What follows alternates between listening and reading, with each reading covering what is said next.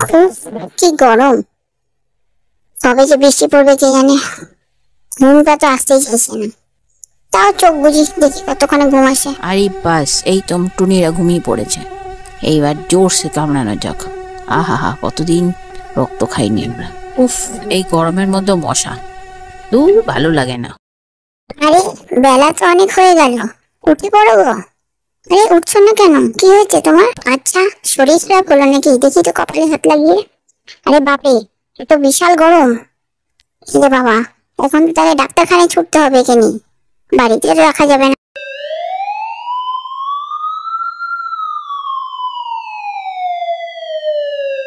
ডাক্তারবাবু দেখুন না, ওর তো জ্বর খুব হয়েছে, একটু দেখুন না তাড়াতাড়ি। দেখছি। ফিভারটা খুবই বেশি। আচ্ছা, কবে থেকে জ্বর এসছে? কালকে থেকে? ঠিক আছে, আমি রক্ত পরীক্ষা করতে দিচ্ছি, এগুলো করিয়ে নিয়ে আসুন। রক্ত পরীক্ষা করে যা বুঝলাম, আপনার পেশেন্টের ডেঙ্গু হয়েছে। খুব সাবধানে কয়েকদিন থাকতে হবে। ডেঙ্গু? সেটা কিসে হয়? মশার কামড়ে।